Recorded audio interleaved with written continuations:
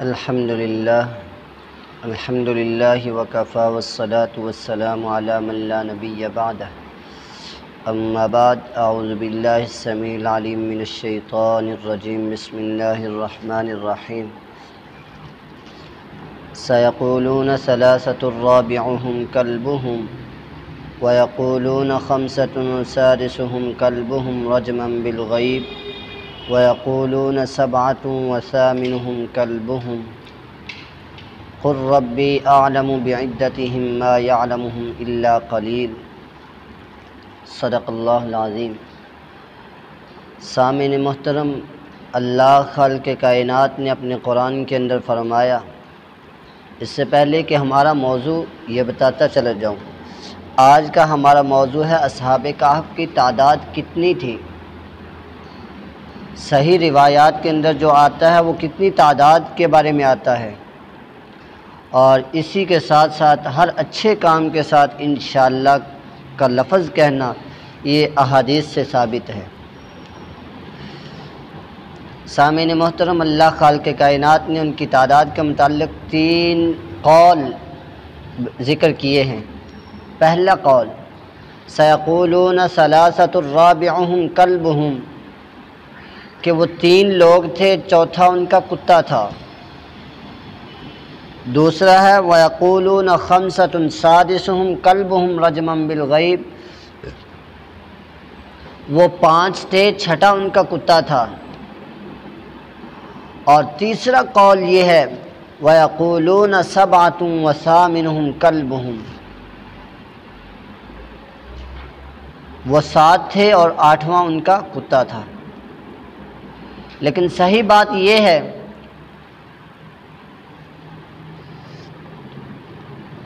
کہ جب نزول قرآن کا وقت آیا،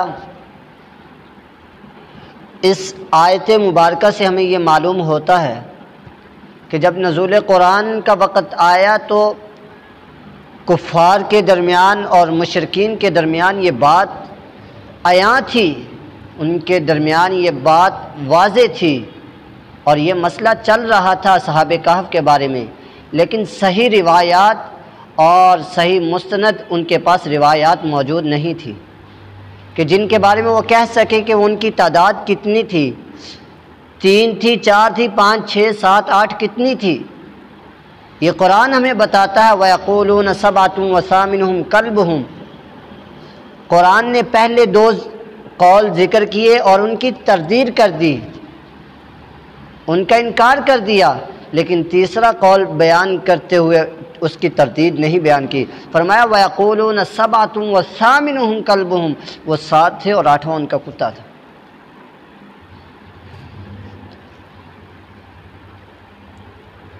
اصحاب کہف کے بارے میں کوئی صحیح روایات موجود نہیں ان کے ناموں کے متعلق، بلکہ ان کے ناموں کے متعلق اگر کوئی صراحتاً روایات لائی جاتی ہیں تو وہ اسرائیلی تاریخ اور کتب سے لی جاتی ہیں، اور ان کے متعلق کہا جاتا ہے،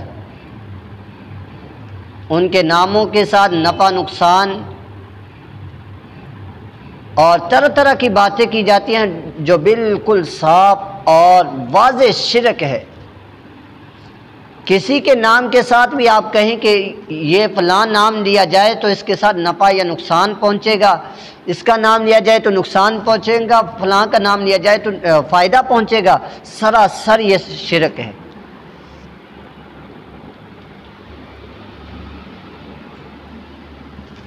تو آگے جو ہم نے اللہ خالق کائنات اپنے محبوب پیغمبر علیہ الصلاۃ والسلام جس بات سے روکا جا رہا ہے وہ یہی ہے، فرمایا وَلَا تَقُولَنَّ لِشَيْءٍ إِنِّي فَاعِلٌ ذَلِكَ غَدًا، کہ اگر محبوب پیغمبر اگر آپ نے کوئی بات کہنی ہے تو اس کا مطلب یہ نہیں کہ آپ کہیں کہ میں یہ بات کل ضرور کروں گا، ایسا ہرگز نہ کہیے کہ میں کل یہ بات یہ معاملہ پورا کر کے دکھاؤں گا، مگر کیا کہنا ہے اِلَّا أَن يَشَاءَ اللَّهُ، اگر اللہ نے چاہا تو میں یہ ضرور کروں گا۔ ایک روایت کے اندر آتا ہے کہ حضرت سلیمان علیہ السلام نے ایک دن یہ عہد کر لیا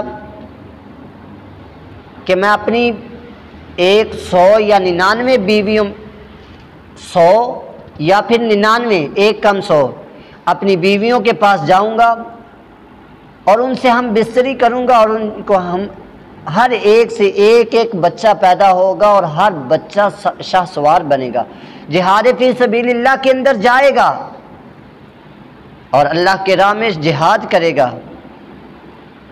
ایک ساتھی نے کہا کہ انشاءاللہ کہہ دیجئے، لیکن انہوں نے انشاءاللہ نہ کہا۔ تو جب بچے کی پیدائش کا وقت آیا،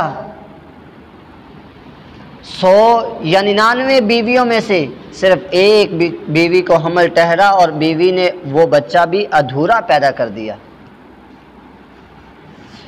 ادھورا پیدا کر دیا تو محبوب پیغمبر علیہ السلام اس کے بارے میں کیا کہتے ہیں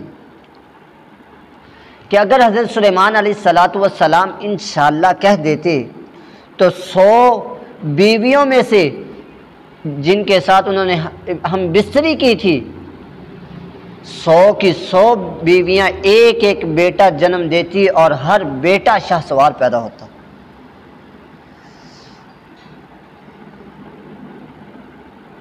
تو بھائیوں، ہر اچھے کام کے ساتھ ہمیں انشاءاللہ کہنی چاہیے۔ اور اسی طرح وَمَا يَنْطِقُ عَنِ الْهَوَىٰ إِنْ هُوَ إِلَّا وَحْيٌ يُوحَىٰ، یہ بھی انشاءاللہ کے متعلق ہی ہے۔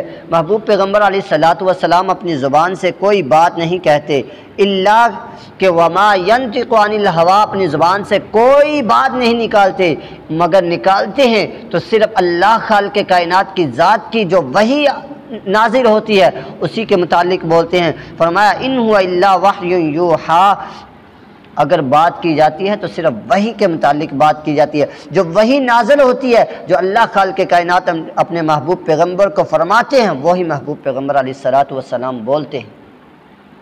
آج ہم ہر بات پہ وعدہ کر لیتے ہیں، عہد کر لیتے ہیں کہ میں یہ بات ضرور کروں گا، لیکن افسوس در افسوس ہم احادیث پر عمل کرنے کے لیے ایک چھوٹا سا لفظ کہنے کے لیے تیار نہیں۔